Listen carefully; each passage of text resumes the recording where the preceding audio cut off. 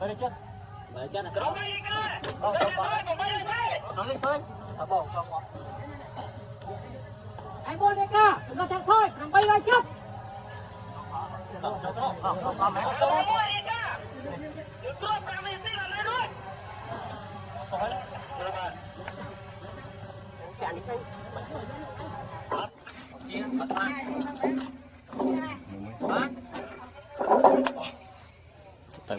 Chui bốc, chui bốc lên.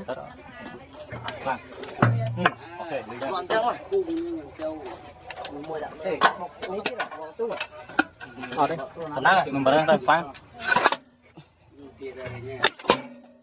Ok.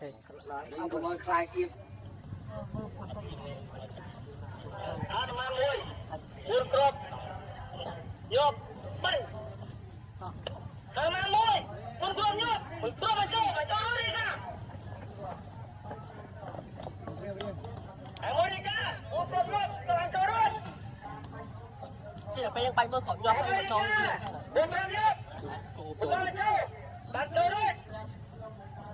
buôn đi ca, buôn cơm nhóc, buôn cơm mình.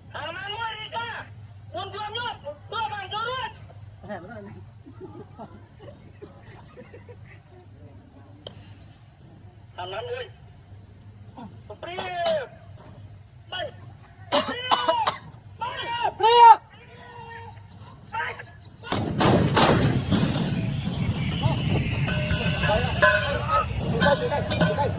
Đây em mua đây. Đây à. Mua bạn. Bạn muốn nhiều lắm. Biết cái lưng. Cái lưng đó. Gặp lấy cho luôn.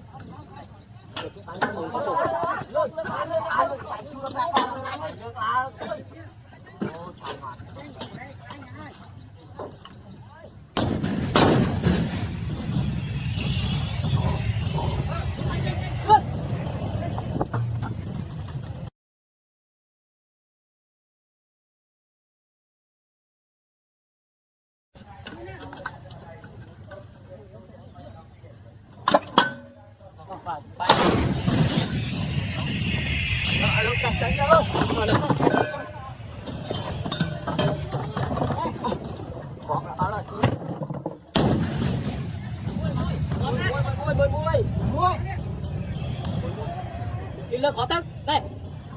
Cái lực khó tăng. Đây. Có biết.